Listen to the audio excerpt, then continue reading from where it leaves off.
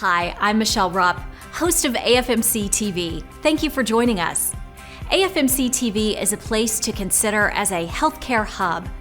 AFMC is a healthcare nonprofit. We specialize in making our lives, businesses, and communities healthy. This space was created to share information with the community. You'll hear from healthcare experts on a broad range of topics. Medical topics like immunizations and telehealth, to lifestyle topics like strengthening a routine or keeping your family hydrated. Our promise to you is to keep you informed in a digital way, providing useful information to you and your family. Again, thank you for joining us and welcome to AFMC TV. About the vaccine. In the next hour, very hard to playing. This video will provide ideas and also make sure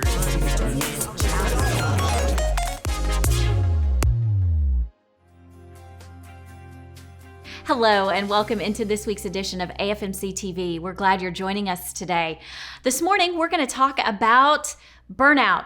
And joining us is the friend of the show, Ken Clark with Chenal Family Therapy. Hi, Ken. Thanks for joining us. Oh, glad to be here. Important topic. It is important. And it's a word, it's always been in our vocabulary, burnout, but it seems like it's a real hot button word now. We're hearing it more and more and more. Let's talk about maybe the essence of just what is burnout and who all does it impact? Yeah, I think there's probably a misconception or an overuse in all of our minds that burnout is simply not liking to do a job or doing something over and over. Burnout, though, when we look at it probably from a clinical point of view and as it affects all the humans that we work with, it's that deep down exhaustion, that growing sense of hopelessness and repetitiveness, that life is a Groundhog Day that we can't escape. That begins to seep into people when their situation is not changing for the better. And though we think of it mostly applying to work, stay-at-home parents and retirees who struggle with having to change the scenery from day to day, all these folks can experience burnout. So it's not just somebody working the factory lines or working double shifts at the hotel. All humans can get to the point, whatever setting they're in, even kids, where there's that growing sense of internal weariness that begins to compound on itself. And that's really what makes burnout so tough, is that it begins taking away from tomorrow's energy before we even get there. And so we show up more and more tired, more and more hopeless, more and more exhausted. That's an awful description of burnout. Accurate, although it may be, that's a horrible description. What statistically, what are we finding? I know you said this can impact even kiddos. It's not just an adult problem. Yeah, at any given point, we think about 40% of the population is struggling with some level of burnout, right? So a very high level, and roughly 75% of people in their life will go through some level of burnout, prolonged burnout. We think those numbers are even higher with the pandemic, and we won't know those statistics really until we get on the other side of it. But that means that 1 out of every 2 or 3 people that you bump into is battling burnout. And if you're battling burnout yourself, you're so incredibly normal. And we know it's not just limited to the folks on the front lines or kids sitting through an English class they hate. That teachers, middle managers, CEOs, all these folks, therapists, mental health professionals, they're all struggling with burnout. So it's widespread, which means we need to be talking about it more and for sure shaming ourselves less when we feel it. The myth that we need to be strong and push through doesn't match the reality of how many people are struggling with this. So if this is the reality, and so many, as you said, are dealing with this, and we won't know how many more are dealing with it until later, post-pandemic. What's the answer? There's got to be hope. How do we turn this tide? Yeah, there's definitely answers, and there is hope. It's also not easy, right? I think we think of the old There used to be a million songs about quitting jobs and working 9 to 5. I think Dolly Parton sang about, right? It's not as easy as just quitting a job or dropping a class or deciding that we're going to take one thing off our plate. What we know is that folks that are battling with burnout have trouble evaluating the situation without some outside perspective. Doesn't necessarily mean an outside expert, but it means somebody who can look at your life and make sure that you're not grasping at solutions. Because when we get burnout, we get exhausted. We know that the way we're living our life is not the way we want it to. Then anything becomes a possibility. And we see people compound burnout by jumping from one magic solution to another. If I can just quit this job, then I'll be good. Turns out everybody's dealing with burnout everywhere, so you're just trading one problem for another. What we know is you got to talk to people about what's going on inside you. Friends, family, therapist, doctor, it doesn't matter. But once we start processing these things out loud, other people can help us navigate that. Number two, we know that the coping mechanisms that a lot of people are using to deal with burnout are actually making the burnout worse. So a long day at work that felt meaningless leads to a late night of watching Netflix because we want some enjoyment in our life. And now we're in bed at 1 a.m. because we binge watch the next hottest thing on TV. Now we start the next day more tired, or we have one extra drink, or we do margarita night, one too many nights each week, and that begins to take its toll. So we know that we need to take a hard look at the coping mechanisms, and sometimes that's where that outside perspective really makes a difference, is the things that we're holding on to survive are the very things that we need to let go of to reduce our burnout and get clarity. And then lastly, we need to recenter ourselves around what our purpose is. We know that purpose dramatically affects people's sense of burnout or their ability to be resilient and work against it. That purposeful people can work these incredibly long days, leave everything on the court, and show up and do it again and again and again because they feel a passion about it. Many of us in the middle of this have lost our sense of purpose. So wherever we find it, whether it's our houses of worship or in reading the great books or getting out on the side of a mountain and rediscovering how beautiful our state is, those things help us center and remember who we are and why we are and where we are in this journey.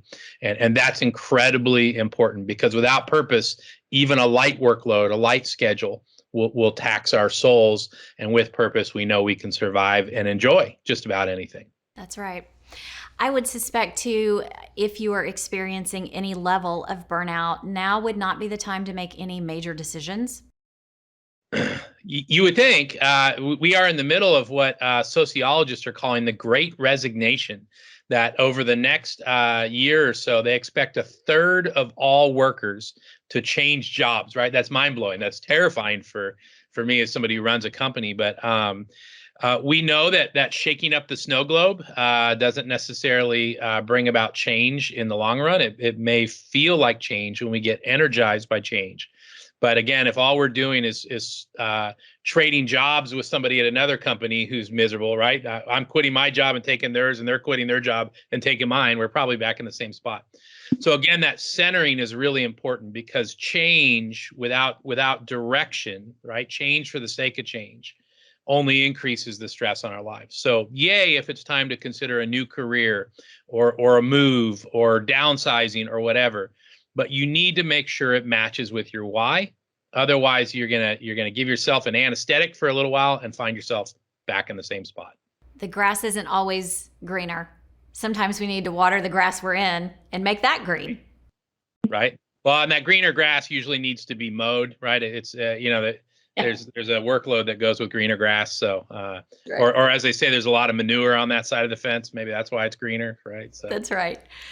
Let's talk, this is a topic near and dear to my heart, and that is vacation time and using vacation time. I'm a huge proponent. There are probably previous employers that I've worked for that I still owe them for vacation time that I took that maybe I shouldn't have or didn't have the days. But that is almost the exception, not the rule. People don't take vacation time for whatever reason, but it sounds like that is such a huge component in helping to fight burnout? Yeah, so in the westernized modern world, we actually are one of the lousiest at taking PTO, right? Taking time off. We found that even these kind of really progressive companies that are offering unlimited PTO, people still don't take it. So the presence of PTO is not necessarily the problem. What a lot of us do is wherever it comes from, internal pressure, management pressure, our own need to contribute and not be viewed as a slacker. We don't take that time. But if we do, one of the things that we tend to do in our culture, which doesn't help, is we go 51 weeks without taking a break. Take a week off, travel, which is stressful, jam our family into a little hotel room, spend a bunch of money that we maybe don't have, and think that that's somehow going to be relaxing. That's a recipe for disaster, right? They make movies about people that try and do that. What we think is that people more and more need to take mini vacations throughout the year, right? Take an extra day off here, take 3-day weekends, take a half day, take a middle of the week mental health day, but break that up so that you recharge. Because a lot of us are getting to vacation and we can't even relax because we're so queued up, we're so exhausted. And by the way, we've got to be back at work in 5 days, and that's just not recharging. So our biggest advice: vacation more, smaller amounts. Take some days and just hide in the house, staycations. Use that PTO. By the way, less of an impact when you disappear 1 day a month than when you disappear 8 or 10 days once a year. There's less to catch up on, which is less stressful in its own right. So we love vacations. Spread them out. I couldn't have said that better myself. Is there at any point where burnout requires some type of chemical medication of some sort to help juggle everything that's going on?